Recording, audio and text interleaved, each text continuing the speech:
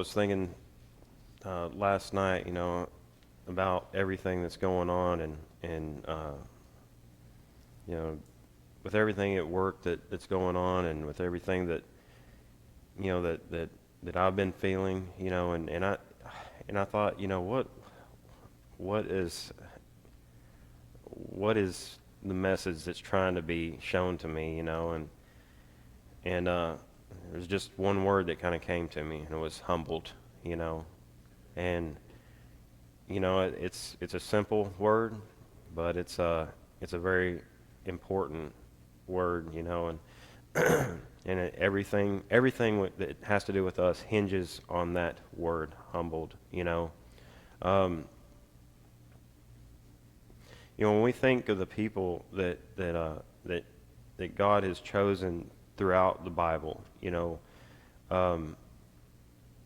have a symbol, like a similar attribute, that they,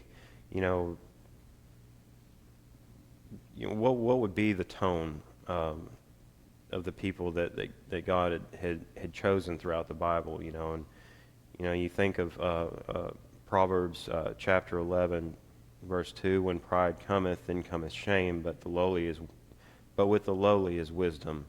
And going in the same direction, I also looked this up in the Amplified because I had seen it in the Amplified before, and it kind of explains this a little bit better. When pride comes, boiling up with an arrogant attitude of self-importance, then cometh dishonor and shame. But with the humble, the teachable, who have been chiseled by trial, and who have learned to walk humbly with God, there is wisdom and soundness of mind. So it's an air of arrogance. It's an air of self-importance, of self, that a lot of times will block our fellowship with God. In Psalms 147, verse 6, the Lord lifts up the humble; He casts the wicked down to the ground. It all throughout it repeats the same message. God hates human pride. It gets in the way. It separates us from God.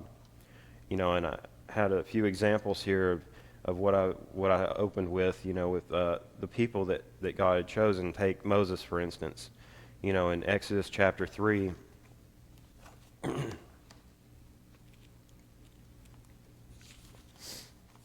Exodus chapter 3, verse 10 and 11.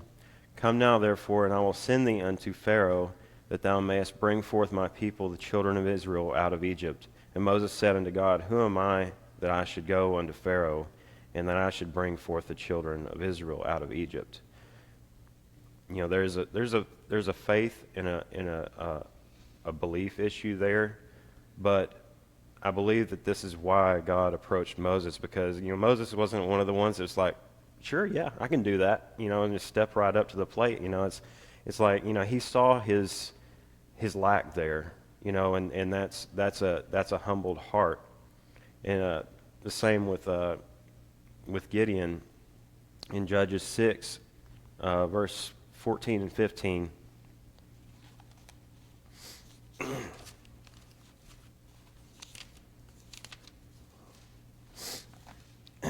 And the Lord looked upon him and said, Go in this thy might, and thou shalt save Israel from the hand of the Midianites. Have not I sent thee?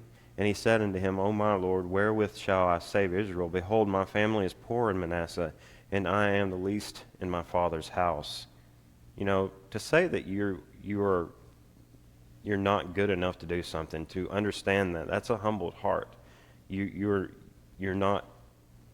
not setting yourself up on a pedestal. You know where you are. You know where you're at, and you don't have the strength in yourself to do these things that you're being asked to do. And in a similar situation with David, in 1 Samuel chapter 16, verse 10, again Jesse made 7 of his sons pass before Samuel, and Samuel said unto Jesse, The Lord hath not chosen these. And Samuel said unto Jesse, Are here all thy children? And he said, There remaineth yet the youngest. And behold, he keepeth the sheep. And Samuel said unto Jesse, Send and fetch him, for we will not sit down until he cometh hither. And he sent and brought him in. Now he was ruddy and withal of a beautiful countenance, and goodly look to him, or to look to. And the Lord said, Arise, anoint him, for this is he. So God loves a humbled heart, a heart that will be malleable and honest. And just to explain malleable, I mean, something that is able to be shaped, gold. You can shape gold into anything. Something that's sculptable. There are several times in Proverbs where it refers to the proud falling or being struck down.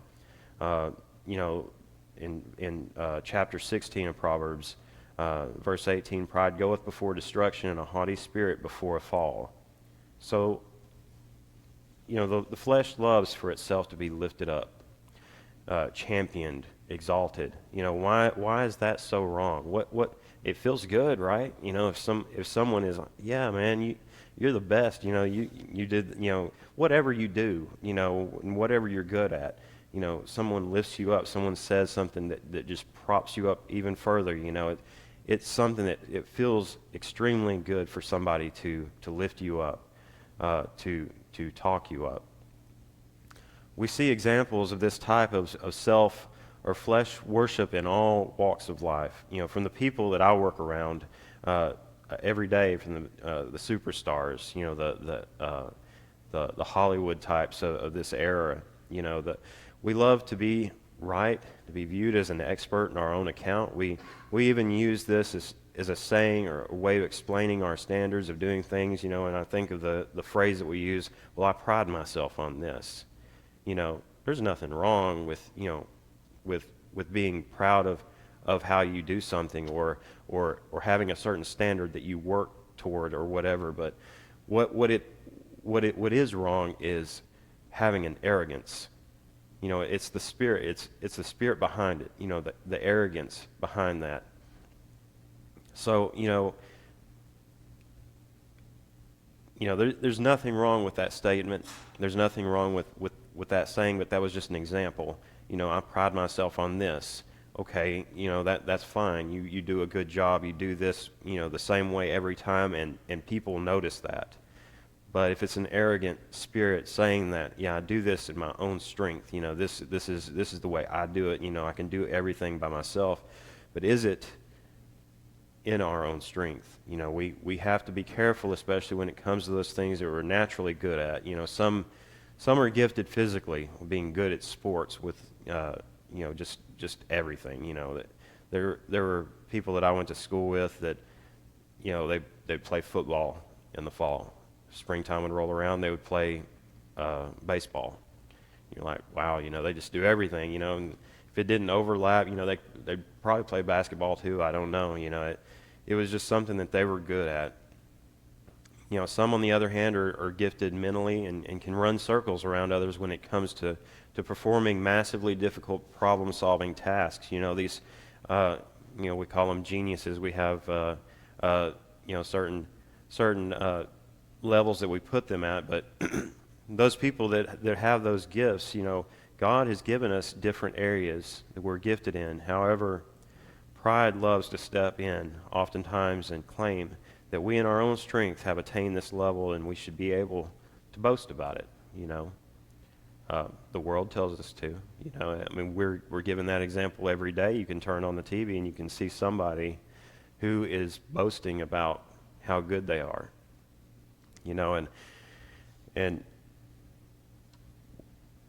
This past, I think it was a week ago, 2 weeks ago, there was a bad injury in a football game, and I don't know the guy.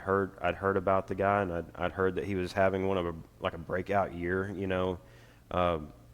and he got injured. He hit somebody the wrong way, he fell down, collapsed.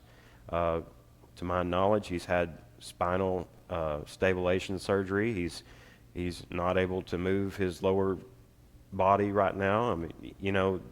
These things happen. He was 2 years out of college. So we look to ourselves, and especially the sports world. We look to these people, these athletes that have this wonderful, strength and just the physical attributes that lend themselves to be very good at sports, and we say, they're doing this in their own strength, or we prop them up, and then they get into an injury situation like that. Where do you go with that? Where is that strength now? That's what happens when your pride runs out because your strength is not sufficiently enduring enough to support it. Most of the time, those that were lifting us up and talking us up will turn on us. They will. I've seen so many, especially in the sports world, that have had this youth about them, had this strength, and had this endurance about them. A year later, they're at the bottom of the rung, and why did that happen? Well, unfortunately, in this physical world, what goes up, must come down, in this physical world. Our pride starts to come crashing down. Our supporters turn on us, and that drives it down faster until we hit the rocks hard. Occasionally, most of the time. This is the fall after pride. This perfectly represents what happened to Satan when he tried to ascend to the throne. God cast him down. It says he fell like lightning. I don't think the human eye is fast enough to see lightning fall. You just look up and it flash. So, this was a picture of how fast this fall was.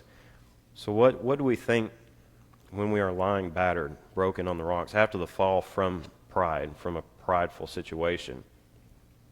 Okay, you got some decisions to make, when you're laying there and you've just fallen. At that point, are we fearful? Are we determined to do it again? Some people would call that being stubborn. Or we could be angry, angry at, why did this happen to me? What did I do to deserve this? I was flying high. What happened? We can start asking those questions. Or are we humbled? That is a decision that we can make. We can be humbled, and we can say, look, God, I can't do this in my own strength. I was operating in the flesh, and my strength ran out. This is what happens when physical strength runs out. If we're truly humbled, we will at that point turn everything over to God, won't we? Being humbled is not a pretty thing. It's not a desirable thing. It is a humiliating thing. In my experience, anytime I'm humbled, I'm usually apologizing. I'm usually getting up off the floor. There's usually something that has just happened that is not very pleasing. It is where we see our limits and pitfalls as imperfect, corrupt human beings. These things are so glaring that it causes you to either stay on the rocks or look up to the Father because you have nowhere else to look. So, with all these things being said, we don't like to be humbled.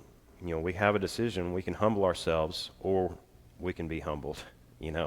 And it's a lot harder to be humbled. It's a lot harder to be pushed down. It's a lot harder. You hit the bottom a lot harder when you rely on your own strength and you see no fault in that. So in James chapter 4,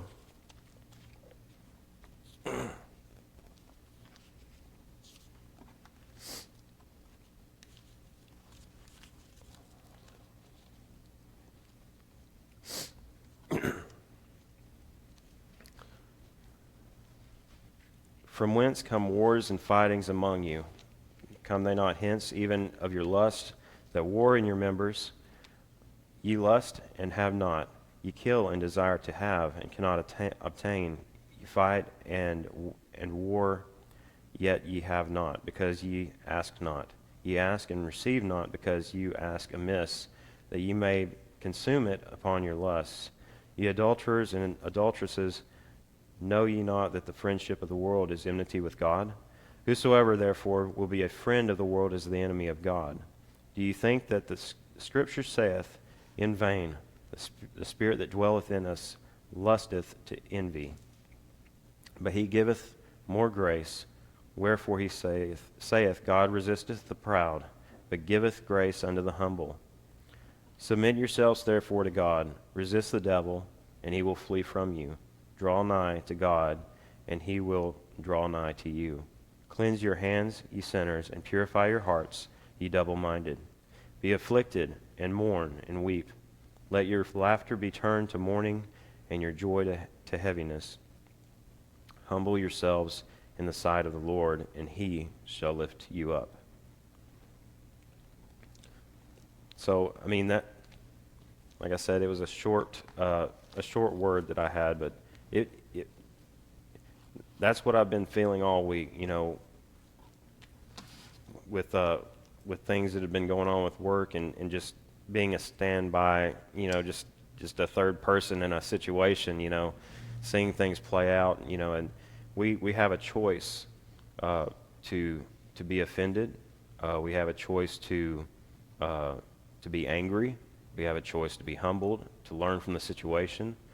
And a lot of times that's going to include an apology. That's going to include something, you know, like getting up off the floor after being knocked down physically. The